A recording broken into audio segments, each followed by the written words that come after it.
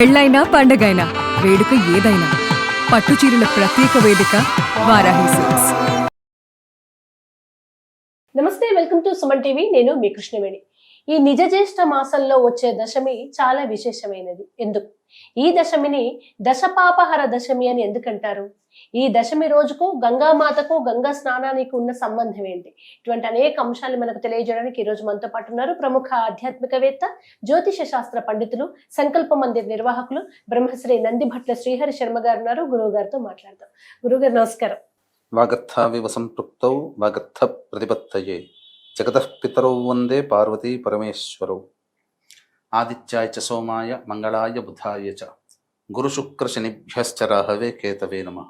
శృంగేరి జగద్గురు పీఠాధిపతులకి, కంచి పీఠాధిపతులకి నమస్కారములు తెలియచేసుకుంటూ కార్యక్రమాన్ని ప్రారంభిద్దాం. గురుగారు, ప్రతి మాసంలో వచ్చే దశమి కన్నా ఈ నిజ జ్యేష్ఠ మాసంలో వచ్చే ఈ దశమి చాలా విశేషమైనదని చెప్తున్నారు కదా, ఎందుకు? కారణం ఏమిటి? అంటే జ్యేష్ఠ మాసము మొదలుకొని దశమి తిథి వరకు జరుపుకునేటువంటి పండుగ దశపాపహర దశమి అని అంటారు.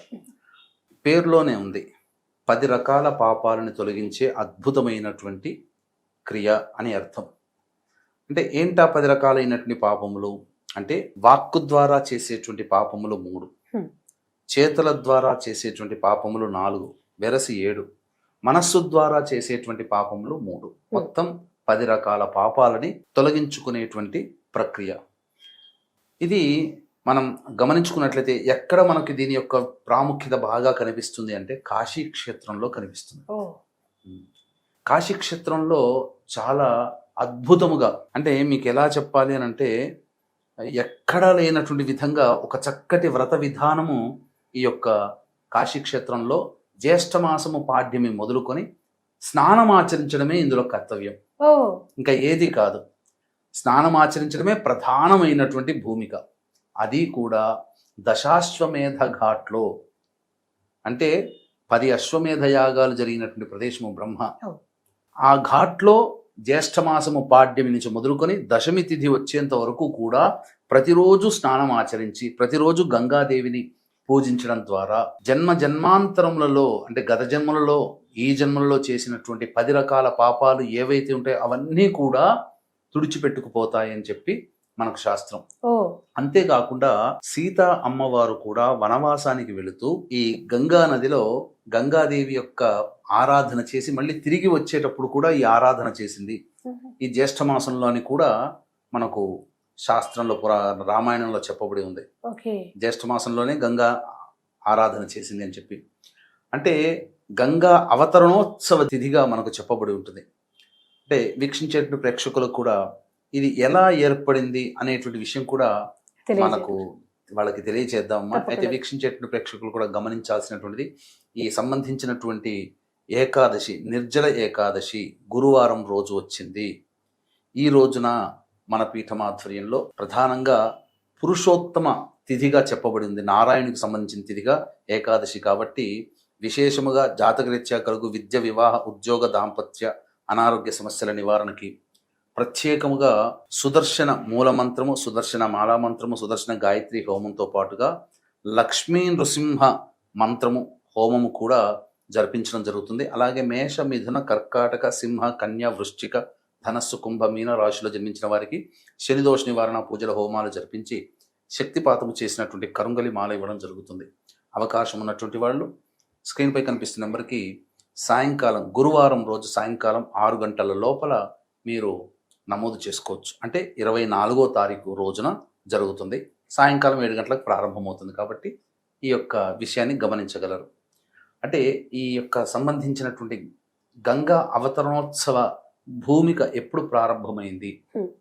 పూర్వం సృష్టిలో గంగా బ్రహ్మదేవుడి యొక్క కమండలంలోనే ఉండేదట. సో సృష్టికి ఈ యొక్క కమండలంలో ఉన్నటువంటి నీటినే ఉపయోగించేవారు బ్రహ్మదేవుడు. తదనంతరం బలిచక్రవర్తి యొక్క గర్వాన్ని, బలిచక్రవర్తిని ఆ యొక్క దుశ్చర్యల్ని కట్టడి చేయడం కోసం వామనావతారం ఎత్తినటువంటి విష్ణు భగవానుడు తదనంతరం 3 అడుగులు అడగడం, దానం చేస్తానని ఒప్పుకోవడం. మరి దానం చేసేటప్పుడు విప్ర రూపంలో వచ్చాడు కదా వామనుడు, బాలవటుడి రూపంలో వచ్చాడు. మరి ఎవరికైనా దానం చేసేటప్పుడు పాదాలు కడిగే మనం ఇస్తాం. కాబట్టి ఆ విధంగా సాక్షాత్తు విష్ణుమూర్తి అంతటి మహానుభావుడు వచ్చిన తరువాత అతని కడగడానికి ఎంతో పవిత్రమైనటువంటి నీటిని పాదాలు కడగడానికి వాడాలి కదా. ఆ విధంగా బ్రహ్మకమండలం నుంచి తీసుకున్నటువంటి నీటితో ఆ యొక్క బలిచక్రవర్తి వామనావతార మూర్తి స్వరూపుడైనటువంటి విష్ణుమూర్తి పాదాలను కడిగి 3 అడుగులు దానం ఇవ్వడం. ఆ కడిగిన పాదముల నుంచి జాలువారిన నీరు పరమేశ్వరుని యొక్క జటాజూటములో పరమేశ్వరునికి అలంకరణగా మారిపోయింది. ఒక స్థితిగా ఉండిపోయింది జటాజూటములో.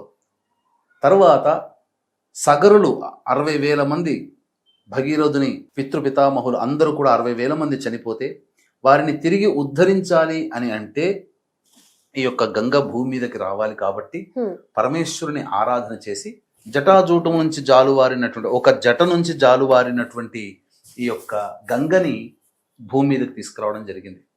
ఆ విధంగా గంగ అవతరించినటువంటి రోజు సప్తమి తిథి అయితే, జ్యేష్ఠ శుద్ధ సప్తమి తిథి అయితే, ఆ తదనంతరం ఈ గంగా అవతరణోత్సవం కూడా చెప్పబడి ఉంది.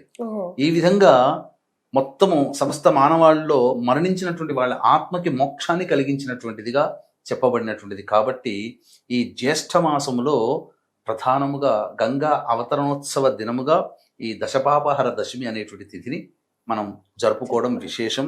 ఇందున శాస్త్ర ప్రకారం చెప్పబడి ఉన్నటువంటిది ఏంటంటే దశమి తిథి, గరజీకరణము, వ్యతిపాత యోగము, బుధవారము, హస్తా నక్షత్రము కలిసి వస్తే అద్భుతం.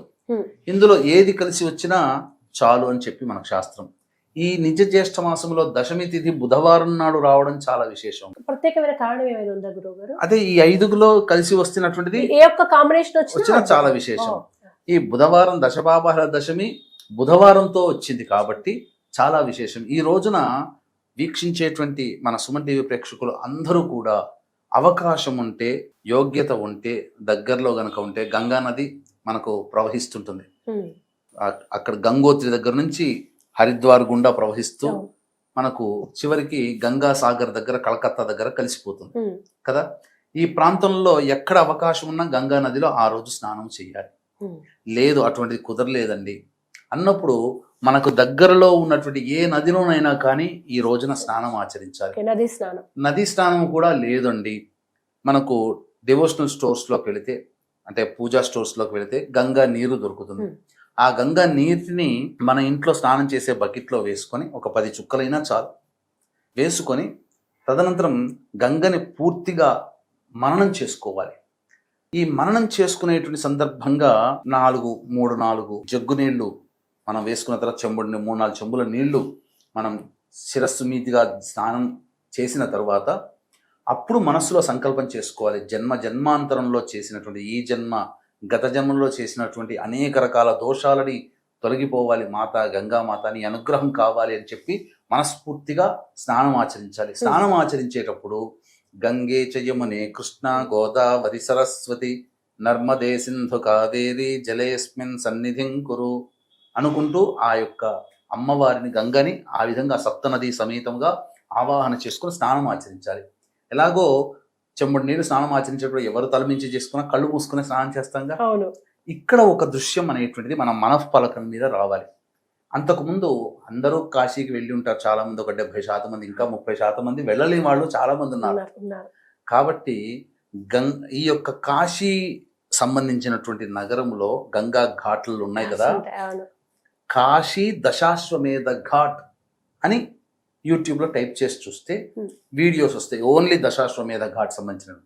ఆ దశాశ్వమేధ ఘాట్ని ఒక్కసారి మనస్సులో, అంటే 5 నిమిషాలు ఉండని 10 నిమిషాలు ఉండని ఆ వీడియోని చక్కగా ఏకాంతంగా ఏకాగ్రతతో ఆ వీడియోనంతా చూసి స్నానానికి బయలుదేరాలి. బయలుదేరి 3-4 చెంబులు నీళ్లు పోసుకుంటాం కదా, అప్పుడు కళ్ళు మూసుకుంటాం కదా, అప్పుడు కళ్ళల్లో మూసుకోగానే మనం అంతకు ముందు చూసినటువంటి వీడియో మన మనోఫలకం మీద రావాలి. అంటే మన మనస్సు, మన శరీరము, వీలైతే మన కుటుంబ సమేతంగా అందరం కలిసి ఆ విధంగా దశాశ్వమేధ ఘాట్కి వెళ్ళాం.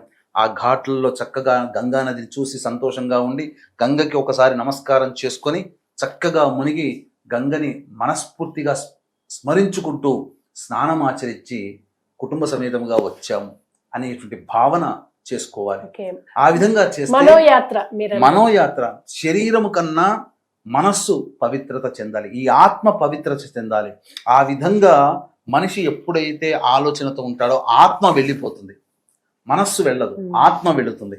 ఆత్మ వెళ్ళి అక్కడ స్నానం ఆచరించి మళ్ళీ మన శరీరానికి చేరుకుంటుంది. ఆ ఆత్మ ఎక్కడిది?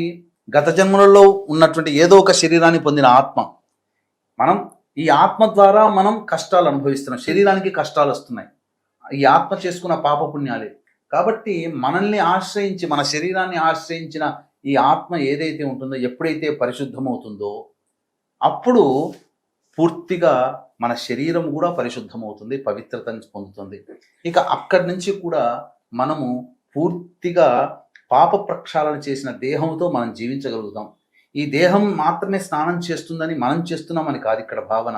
మన ఆత్మ చేస్తుంది, మన చేత ఆత్మ మనం ఆత్మని మనం చేస్తున్నాము, స్నానం ఆచరింప చేస్తున్నాము అనే భావనతో గత జన్మ కర్మ దోషాలు, ఈ జన్మలలో చేసిన దోషాలు అనంటే గత జన్మకి ఈ శరీరానికి సంబంధం లేదు. కాబట్టి గత జన్మకి ఈ శరీరంలో ఉన్న ఆత్మకి సంబంధం ఉంది. కాబట్టి ఆ ఆత్మ చేసిన పాపాలు ఈ జన్మ ఈ శరీరంతో మనం చేశాం, ఈ జన్మతో. కాబట్టి ఈ శరీరంతో చేసిన పాపాలు అన్ని ఏకకాలంలో ప్రక్షాళన. అలాగే మీరు ముందే అన్నారు 10 రకాల పాపాలు, అందులో మనస్సుతో చేసే పాపాలు కేవలం శరీరం సంబంధం లేకుండా చేసిన దొంగతనం చేయడం కానీ, ఇతరులను హింసించడం కానీ, అలాగే పరస్త్రీని మోహించడం కానీ, అకాల భోజనము చెయ్యకూడని ప్రదేశంలో భోజనం చేయడం కానీ, ఇవన్నీ శరీరంతో చేసేటివి. ఎదుటివాడిని మాటలతో హింసించడము, చాడీలు చెప్పడము, ఎదుటివాడిని ఇబ్బంది మనసును గాయపరచడం నోటితో చేసేటువంటిది. మనసుతో చేసేటువంటిది మాత్సర్యములు, కోపము, ఎదుటి వాళ్ళ మీద ద్వేషముతో, ఇవన్నీ మనసుతో చేసేటువంటి. ఇలా 10 రకాలైనటువంటి పాపములని పూర్తిగా ప్రక్షాళన చేసేటువంటి అద్భుతమైన రోజు ఈ రోజు. కనుక మనం మిస్ అయ్యామంటే మళ్ళీ వచ్చే సంవత్సరం దాకా వేచి చూడాల్సి వస్తుంది. చాలా చక్కగా వివరించారు గురువు గారు. వెళ్ళవలసిన వాళ్ళు గంగా ఉంటే వెళ్ళొచ్చు, లేదా నది స్నానం చేయొచ్చు, అది లేని వాళ్ళు గంగని తీసుకొచ్చుకొని పూజ షాపుల్లోంచి చేసుకోవచ్చు. ఈ రోజున ప్రత్యేకంగా మనము తలుచుకోవలసినటువంటిది బ్రహ్మని, విష్ణు భగవానుడిని, ఈశ్వరుడిని, భగీరథుడిని, అలాగే గంగని, వామనుణ్ణి, బలిచక్రవర్తిని ఖచ్చితంగా ఈ రోజున ఖచ్చితంగా స్మరించుకోవాలి. వాళ్ళ వల్లనే ఈ భూమి మీద గంగ అవతరించింది. కాబట్టి భగీరథుడు అంటే తపస్సు చేశాడు అని అంటే సినిమాల్లో చూపించినట్టుగా ఒంటికాల మీద తపస్సు. మనం ఎందుకు సైంటిస్ట్ అనుకోకూడదు, ఎందుకు ఇంజనీర్ అని అనుకోకూడదు? ఇప్పుడు అంతటి ప్రవాహ వేగముతో వస్తున్నటువంటి గంగని ఒడిసి పట్టి అక్కడ జటాజూటం నుంచి జారిన గంగని ఒడిసి పట్టాడు అని అన్నారు. వాస్తవంగా మనం ఆలోచిస్తే జటాజూటం అవన్నీ మనము తార్కికంగా పక్కకు పెట్టండి, సైన్స్ పరంగా ఆలోచిస్తే ఎంతో వేగవంతమైనటువంటి దాన్ని దిశను మరల్చి అక్కడి నుంచి అన్ని దిశలు మార్చుకుంటూ ఈ విధంగా భూమి మీదకి తీసుకురావడం అంటే సైంటిస్ట్ ఒక ఇంజనీర్ కదా. అక్కడ అతని కళ నెరవేరింది. క్షామంతో కూడుకున్నటువంటి ఈ యొక్క భూమికి ఆ నదిని తీసుకొని రావడం ద్వారా పంట పొలాలు అన్ని కూడాను, జీవజాతులు అన్ని కూడా వృద్ధి చెంది ఉండవచ్చు కదా. ఒక ఇంజనీర్ గా ఎందుకు ఆలోచించకూడదు? తపస్సు చేశాడంటే ఏదో ముక్కు మూసుకొని తపస్సు అంటే అక్కడ ఏంటి? అకుంఠిత దీక్షనే తపస్సు కదా. మరి ఆ దీక్షతో చేపట్టింది కూడా అంతే కదా. ఇంకా ఇప్పుడైతే మీరు చెప్పింది చాలా అవసరం గురు. ఎల్నినో వస్తుందని, కరువు కాటకాలు ఉండబోతున్నాయి అంటున్నారు. ఇటువంటి సమయంలో ఆ రోజు భగీరథుడు ఎట్లా అయితే చేశారో ఇప్పుడు మనకు నీళ్లు అవసరం, చాలా గంగామాత అనుగ్రహం కూడా అవసరం మనకి. చాలా చక్కగా వివరించారు గురుగారు. Thank you so much. సర్వం శ్రీ ఉమామహేశ్వర పరబ్రహ్మార్పణమస్తు.